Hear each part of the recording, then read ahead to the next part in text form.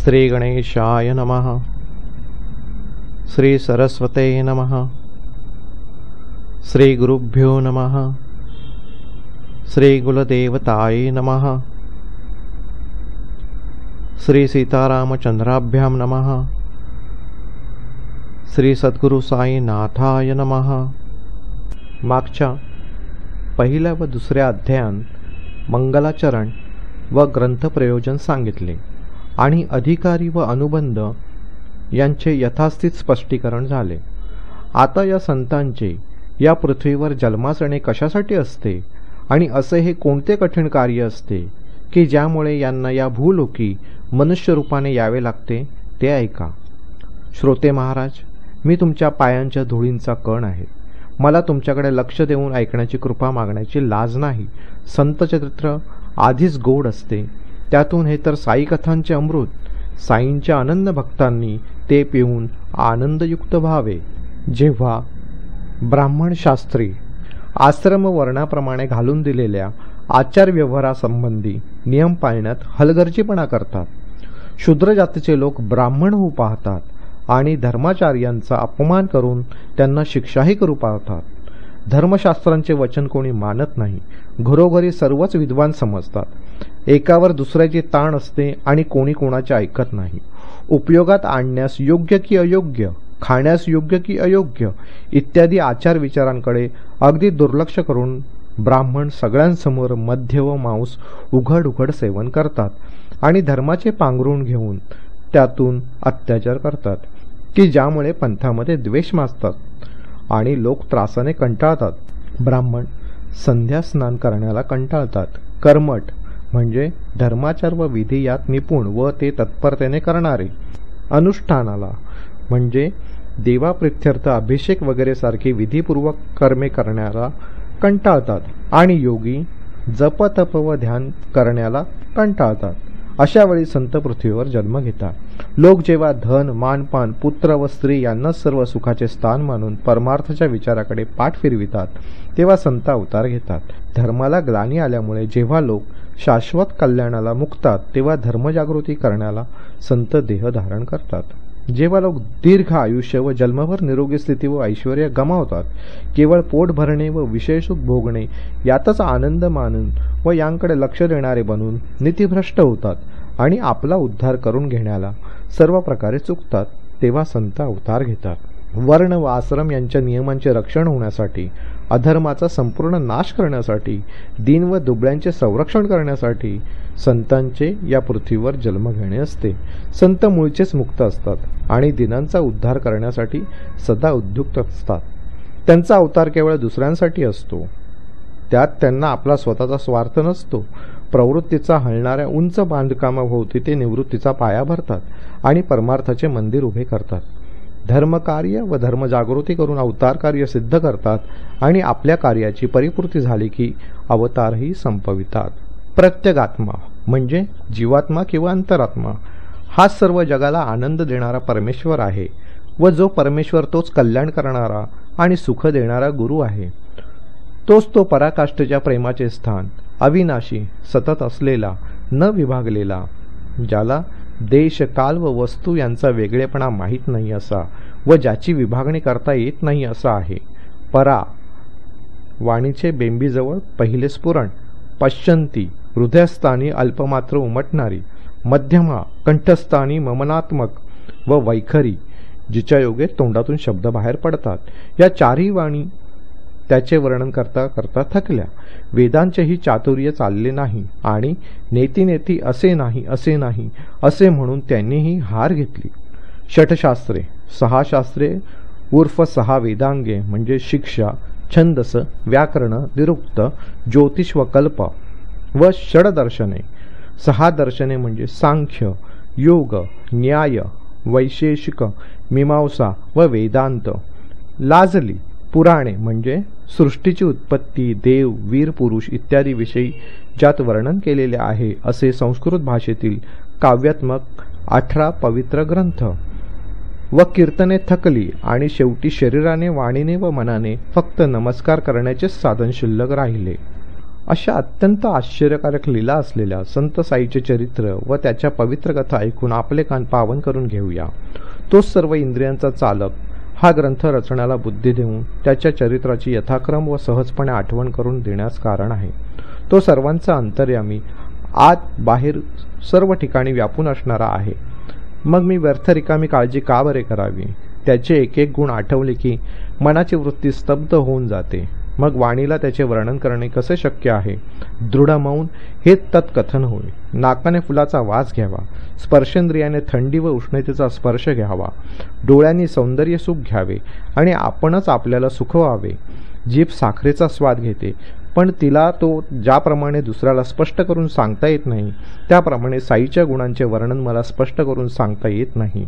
सद्गुरूच्या जेव्हा मनात येते तेव्हाच तो स्वतः प्रेरणा देतो आणि आपल्या माणसाकडून वर्णन करण्यास अशक्य असलेल्याचे बारकाईने व यथातथ्य वर्णन करून घेतो.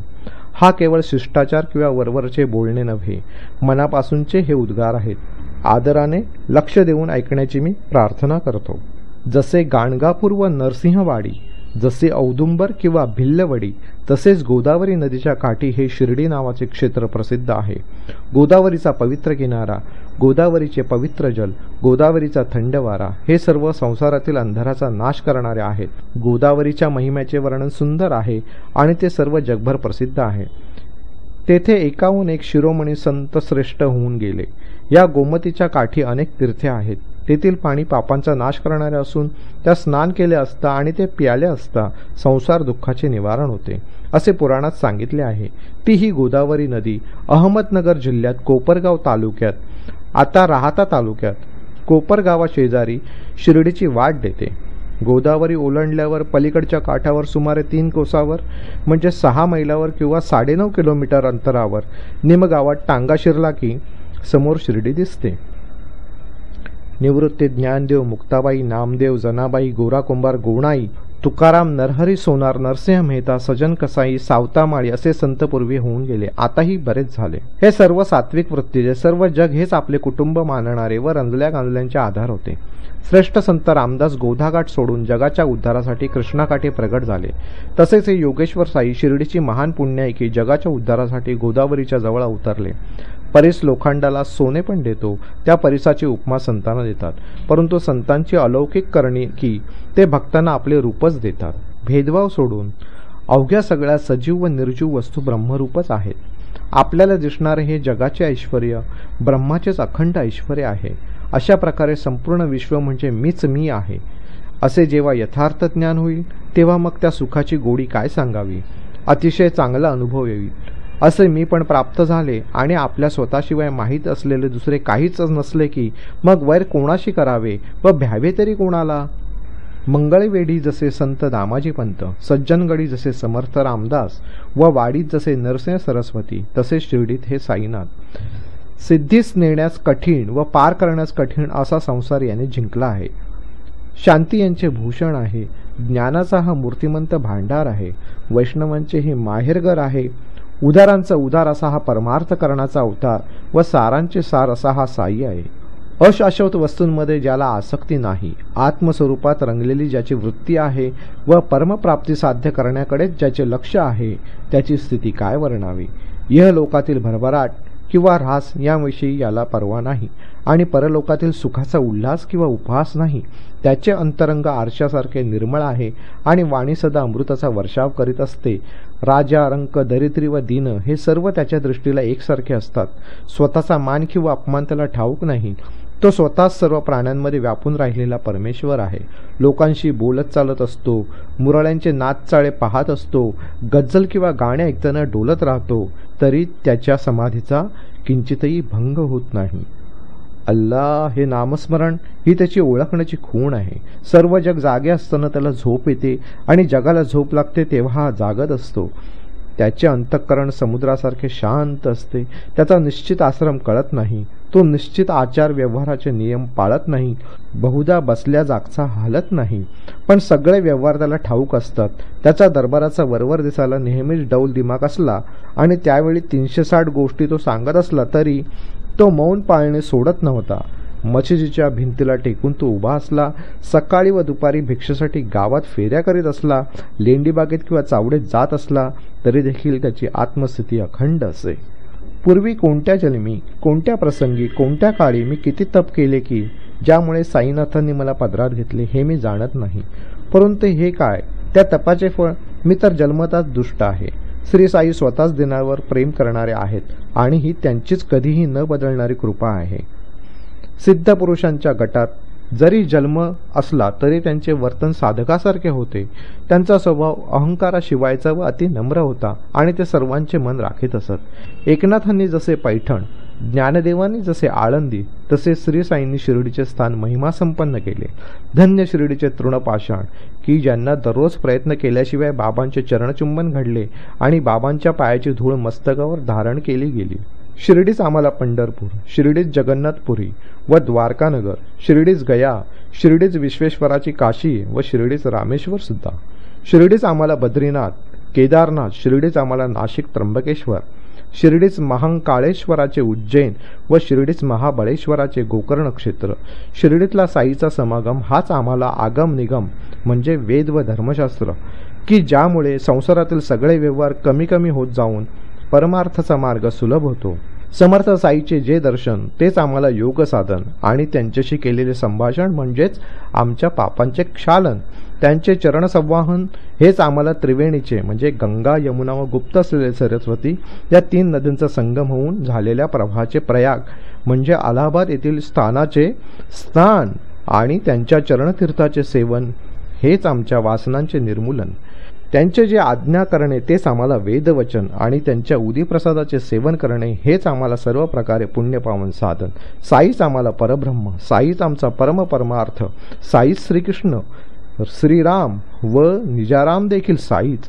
साई स्वतः सुखदुःख, राग, लोभ इत्यादी द्वंद्वाच्या पलीकडचा आहे. तो कधीही आनंदातही नसतो किंवा खिन्नही नसतो. सदैव आत्मस्वरूपात रंगलेला व सदोदित ब्रह्मच असतो. शिर्डी केवळ मध्यबंधू आहे. बाबांच्या कार्याची किंवा वास्तव्याची जागा तर पंजाब, कलकत्ता, आता कोलकाता, हिंदुस्तान, उत्तर प्रदेश, गुजरात, दख्खन, दक्षिण भारत, कानडा, कर्नाटक वगैरे सर्व ठिकाणी आहे. शिर्डीतली साईंची समाधी म्हणजे सर्व संतांचा मेळावा आहे. तिकडे जाण्याचा रस्त्याला लागले की प्रत्येक पावलागणिक जीवाचे संसार बंधन तुटते. नुसते रूढी म्हणून समाधीचे दर्शन घेतले तरी जन्माला आल्याचे सार्थक होते. मग ज्यांना बाबांची सेवा करण्यात आयुष्य खर्च केले त्यांचे भाग्य मी काय वर्णन करावे. मशिदीवर व वाड्यावर सुंदर निशाणांच्या रांगा आकाशात उंच फडकतात आणि जणू काय भक्तांना हाताने बोलवितात. बाबांचा महंत म्हणून नावलौकिक झाला आणि गावोगावी त्यांचे महत्त्व पसरले. कोणी त्यांना खऱ्या श्रद्धेने नमस करतात तर कोणी लोक त्यांच्या नुसत्या दर्शनाने संतुष्ट होतात. कोणाच्या मनातील विचार कसेही असो, बुद्धी ही निष्पाप असो वा लबाडीची असो, दर्शन घेतल्याबरोबर त्यांचे चित्त शांत होते आणि लोक मनात आश्चर्यचकित होतात. पंढरपुरात विठ्ठल व रखुमाई यांच्या दर्शनाचे जे नवल तेच विठ्ठल दर्शन साईबाबा शिर्डीत देत असत. ही जर कोणाला अतिशयोक्ती वाटत असेल तर त्यांनी विठ्ठलाची दृढभक्ती असलेल्या गवळी बुवांचे बोल ऐकावेत, म्हणजे त्यांना संशय फिटेल. हे पंढरीचे वारकरी होते. जशी त्यांची दरवर्षी पंढरपूरची फेरी तशीच ते शिर्डीचीही वारी करत असत. त्यांना साईबाबांचे भारी प्रेम होते. एक गाढव बरोबर असे व एक शिष्य सोबती म्हणून असे. बुवांची जीभ रामकृष्ण हरी नामाचा सारखा उच्चार करीत असे. त्यांच्या वयाला 95 वर्ष झाली होती. चातुर्मासात गंगा नदीच्या काठी व उरलेले 8 महिने पंढरपुरी बुवांचे राहणे असे. त्यामुळे दरवर्षी येता जाता त्यांची साईबाबांची भेट होत असे. बाबांकडे पाहत पाहत विनम्र होऊन ते म्हणत, हाच तो दयावंत व अनाथांचा नाथ, साक्षात पंढरीनाथ. रेशमी किनार असलेली धोतरे नेसून काय कोणी संत होत असतात. त्यांना कष्ट करून हाडांचे मणी व रक्ताचे पाणी करावे लागते. देव पण काय फुकटचे लाभते. हाच तो प्रत्यक्ष पंढरीराव होय. हे जग मूर्ख आहे हे पक्के ओळखून त्याचे देव पण लक्षात आणावे. ज्याला पंढरीनाथाची भक्ती होती अशा भगवत भक्ताची ही उक्ती, तेथे माझ्या पामराचा अनुभव तो काय महत्वाचा, श्रोत्यांनी अनुभव घ्यावा. साईबाबांना नामस्मरणाची फार आवड होती. ते सतत अल्लाह मालिक असे म्हणत असत आणि आपल्यासमोर रात्रंदिवसाचा नामसप्ताह करून घेत असत. एकदा त्यांनी दासगणूंना नामसप्ताह मांडायला आज्ञा केली. तेव्हा दासगणू म्हणाले, मांडतो, परंतु विठ्ठल प्रगटला पाहिजे. त्यावर बाबा छातीला हात लावून म्हणाले, हो हो, विठ्ठलाची मूर्ती साक्षात प्रगट होईल, भक्ताचा भाव मात्र पाहिजे. डाकुरनाथची डंकपुरी, पंढरीरायाची पंढरी अथवा रणछोडरायाची द्वारका नगरी, ती हीच शिर्डी आहे. ती पाहायला दूर जाण्याची जरुरी नाही. विठ्ठल काय दुसऱ्या कुठल्या गुप्त जागेतून उठून येणार आहे का? भक्तांच्या प्रेमाने उत्कटून येथे देखील प्रगट होऊन राहील. पुंडलिकाने आई वडिलांची सेवा करून देवाधिदेवाला भुलविले आणि देवाधिदेवाने पुंडलिकाच्या भक्तिप्रेमासाठी विटेवर विसावा घेतला. असो, सप्ताहाची समाप्ती झाल्यावर दासगणूंना विठ्ठल दर्शन झाले असे म्हणतात. आता बाबांच्या शब्दाची आणखीन एक प्रचिती घ्या. एकदा काकासाहेब दीक्षित नित्य नियमाप्रमाणे पहाटे स्नान करून आसन लावून ध्यान करीत बसले असताना त्यांना विठ्ठलाचे दर्शन झाले. आश्चर्य म्हणजे नंतर जेव्हा ते बाबांच्या दर्शनाला मशिदीत गेले तेव्हा बाबांनी त्यांना विचारले, विठ्ठल पाटील आला होता ना, त्याची भेट झाली ना? मोठ्या पळपुट्या बरे का तो विठ्ठल? त्याला मेख मारून जागेवरून हलणार नाही असं स्थिर कर. एक क्षण जरी दुर्लक्ष झाले तरी तो दृष्टी चुकवून पळ काढील. असो, हा तर प्रातःकाळचा प्रकार. पुढे दुपार झाली असता विठ्ठल दर्शनाच्या सोहळ्याच्या आणखीन एक प्रत्यंतर पहा. कोणी एक बाहेरगावचा इसम पंढरपूरच्या विठोबाच्या चांगल्या 5-25 छब्या घेऊन विकण्याच्या इच्छेने आला. सकाळी ध्यानात असताना विठ्ठलाची जी मूर्ती दिसली तिचीच हुबेहूब प्रतिकृती पाहून दीक्षितांना मनात आश्चर्य वाटले आणि बाबांच्या शब्दाची त्यांना आठवण झाली. लगेच त्यांनी मोठ्या प्रेमाने त्या विक्रेत्याला मोल देऊन एक छबी विकत घेतली आणि भक्तिभावाने ती पूजेत ठेवली. श्री साईचा विठ्ठलपूजनी आदर असल्याबद्दलचे आणखीन एक सुंदर व ऐकण्याला अतिगूढ असे कथानक आनंदपूर्ण मनाने ऐका. भगवंतराव क्षीरसागरांचे वडील श्रेष्ठ विठ्ठल भक्त होते आणि पंढरपूरची फेरी वारंवार व वरच्यावर करीत असत. वडिलांचे निधन झाल्यावर घरातील विठ्ठलाच्या मूर्तीचे पूजा व नैवेद्य बंद झाले आणि श्राद्धतिथी करणेही राहिले. पंढरपूरच्या वारीची तर कथा वार्ताच नाही. पुढे एकदा हे भगवंतराव शिर्डीस आले तेव्हा त्यांच्या वडिलांची आठवण देऊन बाबा म्हणाले, तो माझा दोस्त होता, हा त्या माझ्या मित्राचा मुलगा, म्हणून मी त्याला खेचून आणले. हा कधी नैवेद्य करीत नाही आणि मला सुद्धा उपाशी ठेवतो. विठ्ठलाला उपाशी ठेवतो म्हणून याला शिर्डीत आणले. आता आठवण देऊन त्याला पूजेस लावीन. एकदा पर्व विशेषाच्या निमित्ताने, ज्या काळात पुण्यकृत्य करण्यास अधिक फळ मिळते असे ग्रहण, पौर्णिमा इत्यादी शास्त्रात सांगितलेल्या फळांपैकी खास काळ, दासगणूंचे प्रयाग तीर्थाला स्नानाला जावे असे मन झाले आणि ते बाबांची आज्ञा घेण्याकरता आले. त्यावर बाबांनी उत्तर दिले, अरे, त्यासाठी इतके दूर जाण्याची काय गरज? हेच आपले प्रयाग तीर आहे. मनात पक्का विश्वास ठेव आणि खरेच केवढे आश्चर्य सांगावे. दासगणूंनी बाबांच्या चरणी मस्तक ठेवतात बाबांच्या दोन्ही अंगठ्यातून पाणी निघाले आणि गंगा यमुनेचे जल पाझरले. हा चमत्कार पाहून दासगणूंना गहीवरून आले. बाबांची केवढी महान कृपा! त्यांच्या डोळ्यातून अश्रूंच्या धारा वाहू लागल्या. त्यांच्या वाणीला स्फुरण चढले आणि बाबांवरचे त्यांचे प्रेम उचंबळून येऊन बाबांच्या अगाध शक्तीचे व अघटित लीलांचे वर्णन करून समाधान पावले. दासगणूंचे हे पद गोड आहे. श्रोत्यांची वेळीच हौस पुरवावी म्हणून या प्रासादिक पदाचा लाभ घेऊन ही होड पुरवितो. पद: अगाध शक्ती अघटित लीला तव सद्गुरु राया, जडजीवा ते भवी ताराया तू नौका सदया. वेणी माधव आपण होऊनी प्रयाग पद केले, गंगा यमुना द्वय अंगुष्ठी प्रवाह दाखविले. कमलोद्भव कमलावर शिवहर त्रिगुणात्मक मूर्ती, तूची होविनी साई समर्था विचरसी भूवरती. प्रहर दिसाला ब्रह्मासमते ज्ञानमुखे वदसी, तमोगुणाला धरुनी रुद्ररूप कधी कधी दाखविसी. कधी कधी श्रीकृष्णासम त्या बाललीला करिसी, भक्त मानसी सरस करुनी मराळ तू बनसी. यवन म्हणावे तरी ठेविसी गंधावर प्रेमा, हिंदू म्हणू तरी सदैव वससी मशिदीत सुखधामा. धनिक म्हणावे जरी तुला भिक्षाटन करिसी, फकीर म्हणावे तरी कुबेरा दाने लाजविसी. तबो कसा ते मशिद म्हणू तरी वन्ही ते ठाया, धुनीत सदा प्रज्वलित राहे उदी लोका द्याया. सकाळपासून भक्त साबडे पूजन तव करीती, माध्यान्नीला दिनकर येता होत असे आरती. चहुबाजूंना पार्षद गणसम भक्त उभे राहती, चौरी चामरे करी धरुनी तुझवर ढाळीती. शिंगे कडाळे सूर सनैया दणदण ते घंटा, चोपदार ललकारिती द्वारे घालून या पट्टा. आरती समयी दिव्यासनी तू कमलावर दिससी, प्रदोष काळी बसुनी धुनी पुढे मदन दहन होसी. अशा लीला त्या त्रयदेवांच्या प्रत्यही तव ठाई, प्रचितीस येता ती आमुच्या हे बाबा साई. ऐसे असता उगीच मनमन भटकते हे फिरते, आता विनंती हीच तुला बा स्थिर करी त्याते. अधमाधम मी महापातकी शरण तुझ्या पाया, आलो निवारा दासगुणूचे त्रिताप गुरुराया. हे सद्गुरुराया, तुझी शक्ती अमर्याद आहे आणि तुझ्या लीला आश्चर्यकारक आहेत. दयाळू असा तू अज्ञानी जीवांसाठी संसार पार करून जाण्याची नौका आहेस.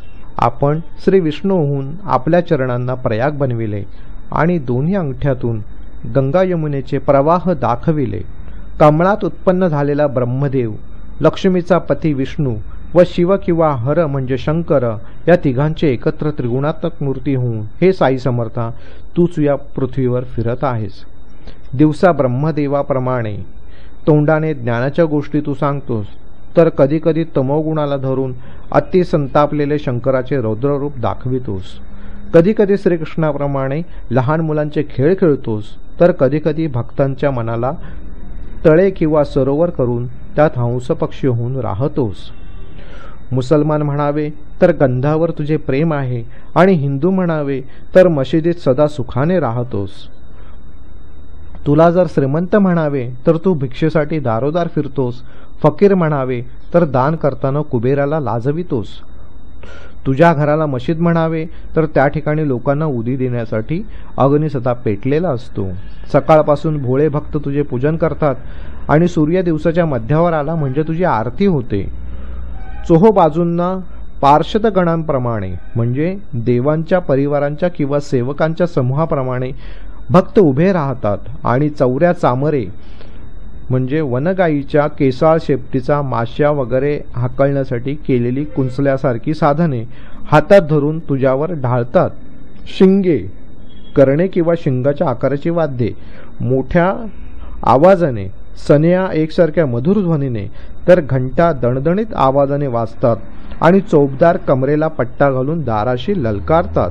आरतीच्या वेळी सुंदर आसनावर बसून तू कमलावर म्हणजे कमलेच्या म्हणजे लक्ष्मीचा पती श्री विष्णू दिसतोस आणि प्रदोषकाळी म्हणजे सायंकाळी धुनीपुढे बसून तू मदन दहन कामदेवाला भस्म करून टाकणारा श्री शिवशंकर बनतोस.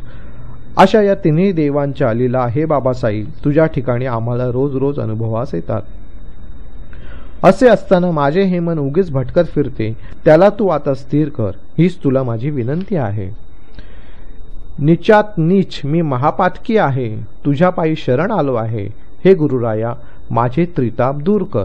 असो, लोक आपली महाभयंकर पापे धुवून टाकण्याकरिता गंगेच्या ठिकाणी जातात, तर गंगा आपल्या पापांपासून सुटण्यासाठी संतांच्या पायाला लागते. तेव्हा साईबाबांचे हे पवित्र चरण सोडून गंगेची किंवा गोदावरीची यात्रा करण्याची जरुरी नाही.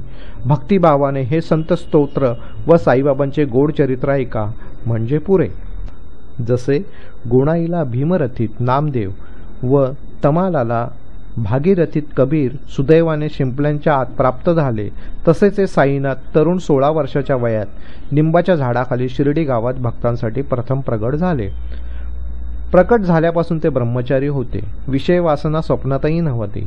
मायेला तर लाथ मारून हाकलून दिलेले होते आणि मुक्ती त्यांच्या पायाशी लोळण घेत होती.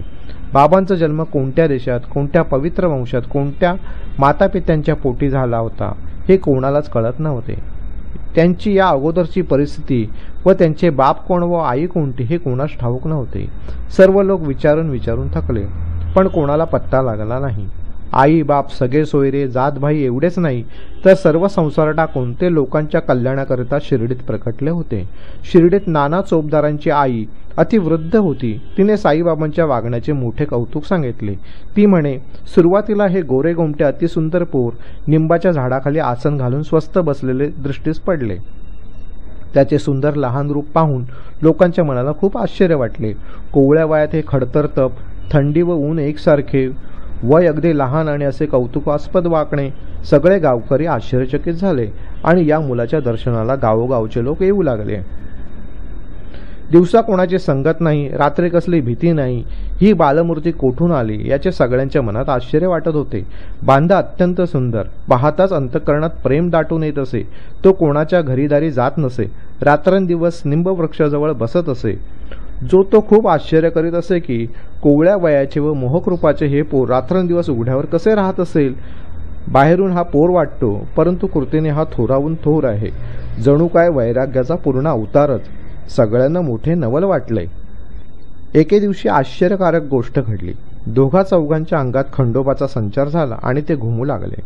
मग लोक त्यांना प्रश्न विचारू लागले. एकाने प्रश्न केला, कोणत्या भाग्यवंताचे हे पोर बरे? येथपर्यंत कोठून कसे आले? देवा खंडोबा, तू तरी याचा शोध कर. देवाने उत्तर दिले की, जा कुदळी आणा, मी दाखवितो ती जागा खणा, त्या पोराचा ठिकाणा लागेल. मग तेथेच त्या गावकुसाजवळ त्याच निंबवृक्षाच्या बुडाशी कुदळीवर कुदळी मारताच तेथे विटा आढळल्या.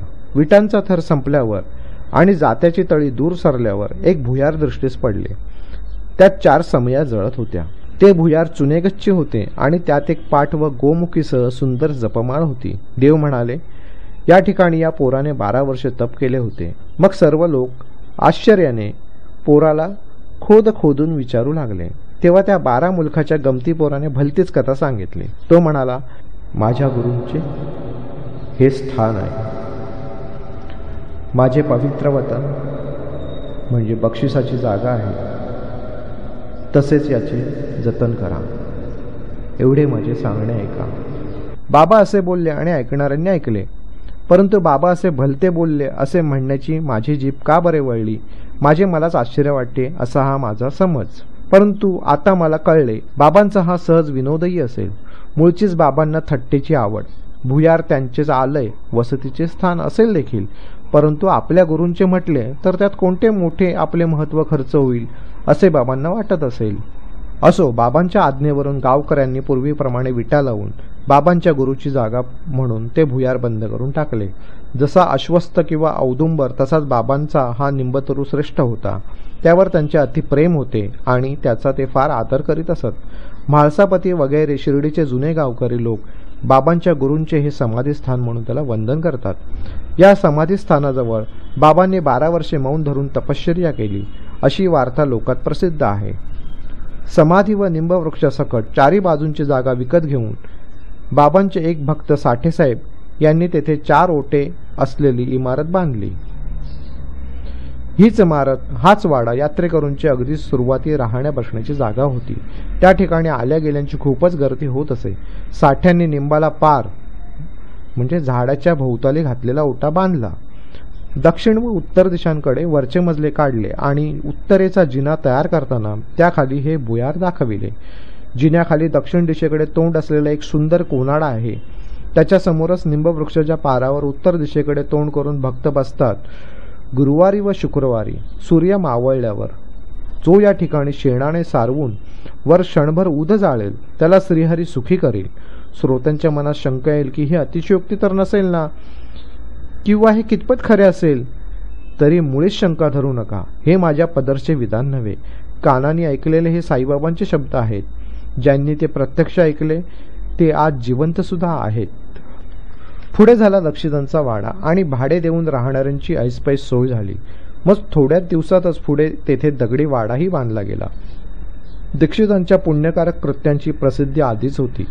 ते भावार्थीची ओतीव साच्यात घालून तयार केलेली मूर्तीच होते. आंग्लभूमीच्या इंग्लंडच्या यात्रेला गेले असताना तेथे त्यांच्याकडून आपले आध्यात्मिक आकर्षणाचे मूळ कारण पेरले गेले. येथे श्रोते शंका घेतील की मथुरा, काशी, द्वारका इत्यादी सारख्या भारतातील धार्मिक तीर्थे सोडून धर्मबाह्य जी आंग्लभूमी ती परमार्थ कसे बरे साध्य करून देईल. श्रोत्यांची ही शंका साहजिकच आहे. ती दूर झाली तर त्यांना कौतुकच वाटेल. थोडे विषयांतर होईल, परंतु सर्व श्रोते क्षमा करतील अशी आशा करतो. काशी, प्रयाग, बद्रिकेदार, मथुरा, वृंदावन, द्वारकापुरी इत्यादी अतिपवित्र यात्रा दीक्षितांच्या पदरी पूर्वीच होत्या. शिवाय वाडवडिलांची पुण्याई, सद्भाग्याची अपूर्वाई व सर्व पूर्वार्जिताची म्हणजे मागील जन्मात संपादिलेल्या पुण्याची भरपाई म्हणून श्री साईबाबांचे दर्शन घडले. या दर्शनाचे मूळ कारण म्हणजे प्रारब्धाने प्राप्त झालेला लंगडेपणा, जो इंग्रजांच्या देशात असताना पाय घसरून आला. वरून दिसायला जरी हा कुयोग असला तरी त्याचा परिणाम शेवटी गुरुपुष्य योग, गुरुग्रह व पुष्य नक्षत्र यांचा आकाशात योग म्हणजे एकत्र येणे फार शुभकारक मानले जाते होण्यात झाला आणि त्यामुळे दीक्षितांच्या चांगल्या कर्मांना फळ येऊन श्री साईंचा अलभ्य संयोग घडला. चांदोरकरांची गाठ पडली आणि साईंची कीर्ती कानी पडली. ते म्हणाले, साईंच्या दर्शनाचे नवल पहा तर खरे, लंगडेपणा लगेच जाईल, परंतु पायाच्या या लंगडेपणाला दीक्षित कमीपणा मानित नव्हते. माझा खरा लंगडेपणा मनाचा आहे, तो घालवा, असे ते साईबाबांना म्हणाले. त्वचा, रुधिर म्हणजे रक्त, मांस व हाडे यांचा समुदाय म्हणजे माणसाच्या देहाचा सांगाडा आहे आणि संसारगाडा क्षणभंगूर आहे. पाय लंगडा राहिला तर काय बिघडले? सन 1909 महिना नोव्हेंबर तारीख 2 या दिवशी दीक्षितांना साईबाबांचे पुण्यपावन दर्शन प्रथम घडले. मग पुढे ते त्याच वर्षी डिसेंबर महिन्यात जेव्हा शिर्डीला श्रींचे पुन्हा दर्शन घेण्यासाठी गेले तेव्हा त्यांना तेथेच राहण्याची इच्छा झाली. आधी त्यांना विचार आला की 25 शेअर काढून विकावे आणि पत्र्याचे एक छप्पर बांधावे, म्हणजे यात्रेकरूंची सोय होईल. परंतु नंतर पुढे वाडाच बांधावा असा मनाचा निश्चय झाला आणि पुढच्या वर्षी पायाचा दगड बसवून कामाची सुरुवात केली. 9 डिसेंबरचा तो दिवस बाबांची संमती घेतली आणि तो शुभ मुहूर्त मानून पाया बांधणे उरकून घेतले. बोलावूनही न येणारे दीक्षितांचे बंधू त्या दिवशी त्याच शुभवेळी आधीच आलेले होते. श्रीयुत दादासाहेब खापर्डे सुद्धा पूर्वीच एकटे आलेले होते. घरी परत जाण्यासाठी बाबांची आज्ञा मागताना त्यांना किती अडचणी आल्या होत्या, परंतु खापर्ड्यांना घरी जाण्यासाठी आणि दीक्षितांना पाया घालण्यासाठी आज्ञा दोघांनाही 10 डिसेंबर रोजीच झाल्या. आणखी या दिवसाचे महत्त्व म्हणजे बाबांच्या चावडीची शेजारती देखील याच दिवसापासून सुरू करण्यात आली. पुढे सन 1911 मध्ये रामनवमीचा चांगला मुहूर्त साधून गृहप्रवेशाचे कार्य विधीपूर्वक उरकून घेतले. पुढे श्रीमंत बुट्टींचा वाडा अलोट पैसा खर्च करून झाला आणि त्यात बाबांचा देह विश्रांतीला येऊन पैसाही सार्थकी लागला. जेथे पूर्वी एकही वाडा नव्हता तेथे आता 3 झाले, परंतु सुरुवातीला साठ्यांच्या वाड्याचा उपयोग सर्वांना फारच झाला.